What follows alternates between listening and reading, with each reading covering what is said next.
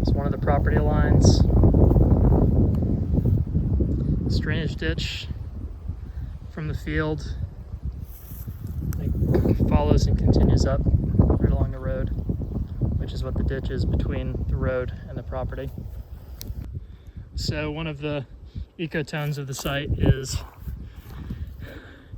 as this relatively older pine tree is dropping all these cones, there's a huge concentration of new growth pine understory.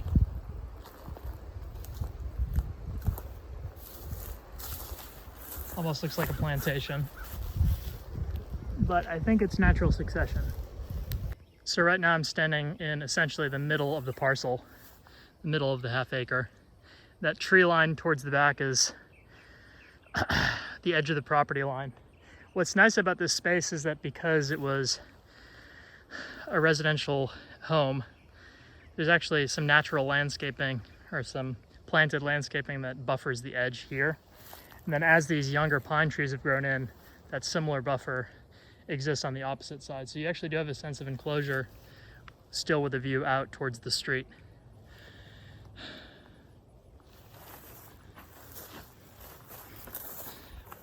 Some of this grass has grown up about head high, and it's a good idea to wear pants out here.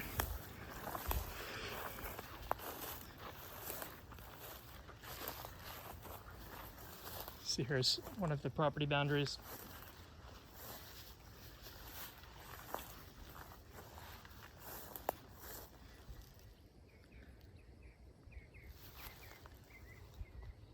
Quite a good bit of bird song.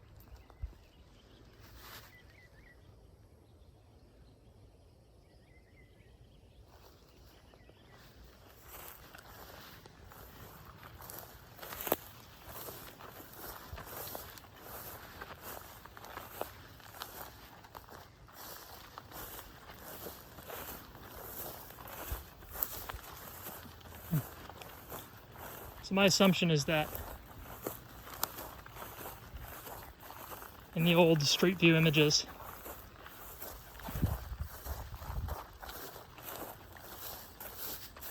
or rather the old Street View image from 2012 shows this home site, which has more or less been started to be overtaken by some of the taller grasses, and the pines are growing in from the edge. Other than pine, there's not a ton of plant diversity here aside from the grasses, which would maybe make it a good candidate for planting deciduous seedlings. The bugs love me out here.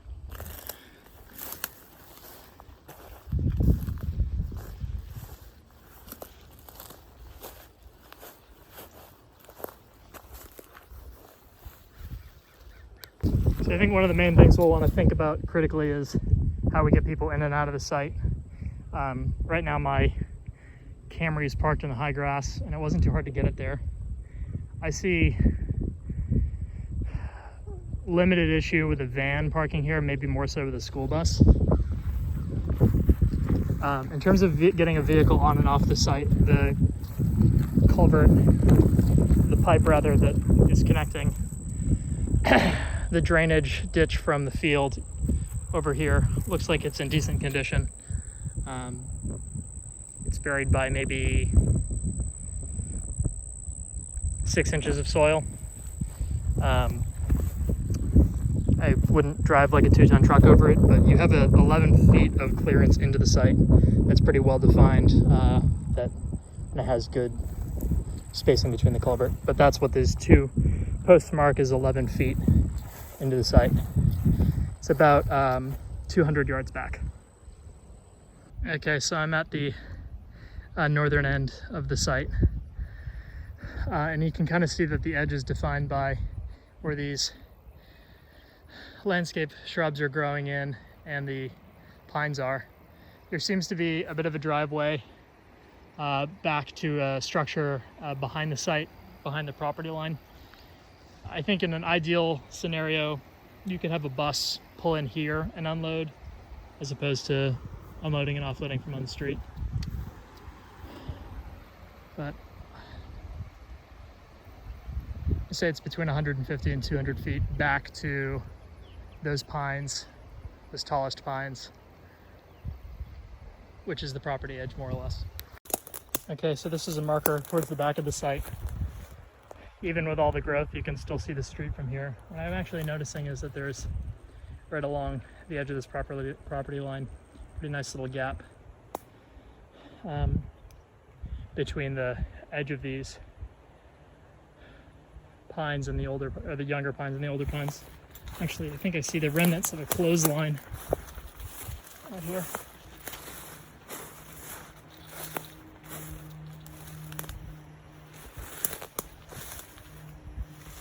Yeah, it looks to be an old clothesline.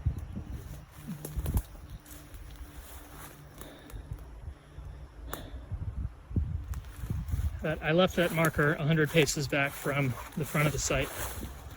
Suffice to say that once you got about 50 paces in is where the overgrowth really starts to kick in.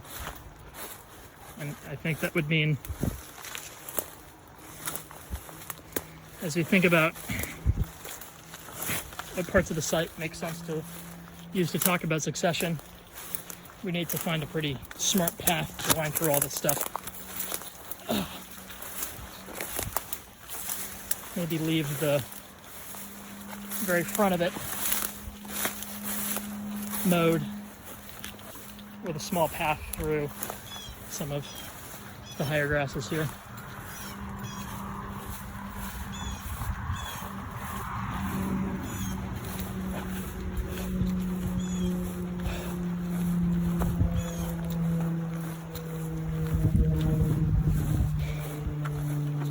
So this is one of the reasons that I think this site would be more desirable than a lot of the other buyout sites is, while there's still some pretty significant growth that's taken place here over the last 5 years as succession takes place. Quite a bit of this grass is mowable back compared to some of the other sites with overstory pine trees, more deciduous mix. You're going to need a lot more chainsaws than you would here, where you'd probably be able to get away with more mowers to clear some of the site to make it an environmental education space.